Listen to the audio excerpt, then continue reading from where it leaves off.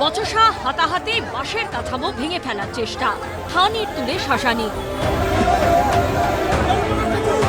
Auto চালকদের সঙ্গে কয়েকজন ব্যবসায়ী সংঘর্ষে শুক্রবার রণক্ষেত্র পরিস্থিতি তৈরি হলো টালিগঞ্জ ফাঁড়িতে। বেশ কিছুক্ষণের জন্য রাস্তা অবরোধ করে রাখলেন ব্যবসায়ীরা। কিন্তু কেন গন্ডগোল? আমাদের এই দোকানটা এইখানে লেগেছে 2000 সালে। এখন এনারা ভেঙে এতটা জায়গা বাড়িয়েছে, আমাদের ড্রাম, আমাদের চেয়ার সব কিছু সরিয়ে দিয়েছে। তো আমরা বললাম ঠিক আছে, তোমরা যখন সরাচ্ছ, তোমরা যখন সেট করছো, তার সঙ্গে আমাদেরকেও একটা সেট করে নিতে হবে যাতে জিনিসটা সুন্দর হয়ে যায়। তো ওনারা বললে হ্যাঁ, খুব ভালো কথা তোমরা বলেছো। এখন যেহেতু বলছেন যে না, আমাদেরকে এটা করতে দেওয়া হবে না, বলছে এবারে অত তোরা বাড়িয়েছি, এবারে আমরা ভেঙে এটা ফুলের বাগান করে দেবো, মাঠ করে দেবো। কারুর পেটে লাথি মারলে এরকম চলে? স্থানীয় সূত্রে খবর, তৃণমূলের শ্রমিক সংগঠন আইএনটিটিইউসি টালিগঞ্জ ফাঁড়ি অটো ইউনিয়নের অফিস ঘরে সংস্কার চলছিল। সেখানে 3 ব্যবসায়ীর দোকানে শেড দেওয়া নিয়ে অশান্তির সূত্রপাত। বৃহস্পতিবার থেকে অশান্তি শুরু হয়। দুপক্ষের বৈঠকেও সমাধান সূত্র মেলেনি। শুক্রবার সেই অশান্তি চরম আকার নেয়। ব্যাপক মারপিট শুরু হয়ে যায়। আমি কারো পেটে লাথি মারতে চাইনি। ওরা দোকান যেরকম করছে, ওরা চাইছে সেট দিতে।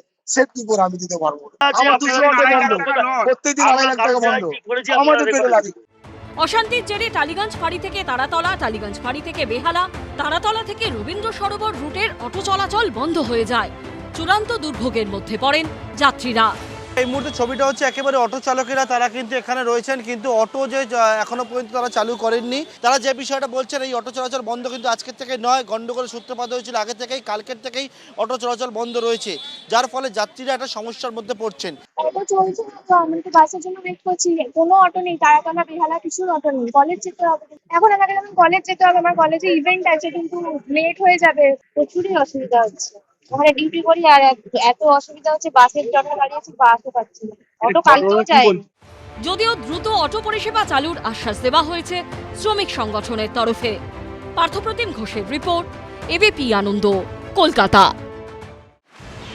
পুলিশের সঙ্গে ধস্তাধস্তি, রাস্তায় বসে বিক্ষোভ, স্লোগান।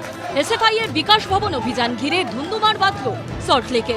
এসআইআর এর শুনানিতে বিভিন্ন জায়গা থেকে হয়রানির ছবি সামনে এসেছে। এই প্রেক্ষাপটে ছাত্রছাত্রীদের হয়রানি বন্ধ ও পরীক্ষার অ্যাডমিট মার্কশিটে মা বাবা দুজনেরই নাম রাখার দাবি তুলেছে এসএফআই।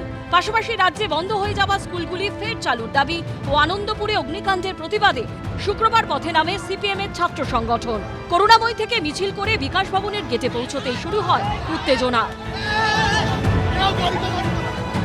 কর্মীরা তারা একেবারে বিকাশ ভবনের মূল গেটের সামনে বসে রয়েছেন এবং সেখানে দাঁড়িয়ে তারা সভা শুরু করেছে।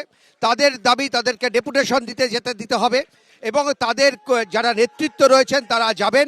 পুলিশের পক্ষ থেকে এখনো কোনো প্রস্তাব আসেনি, কিন্তু তারা জানিয়েছেন যতক্ষণ না তাদেরকে ডেপুটেশন দিতে দেওয়া হচ্ছে ততক্ষণ পর্যন্ত তারা এই বিকাশ ভবনের যে মূল গেট, সেই গেটের সামনে বসে থাকবে। বিকাশ ভবনের মূল গেট বন্ধ করে দেয় পুলিশ।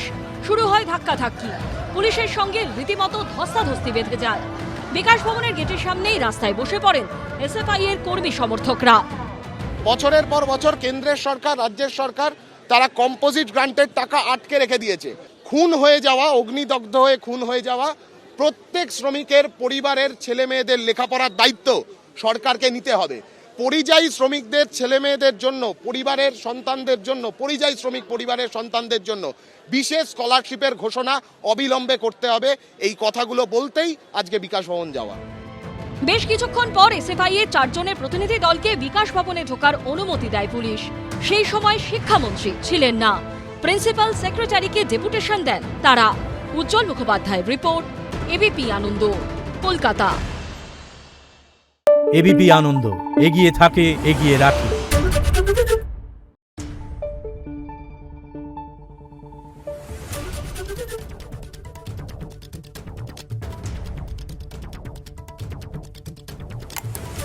Thank you.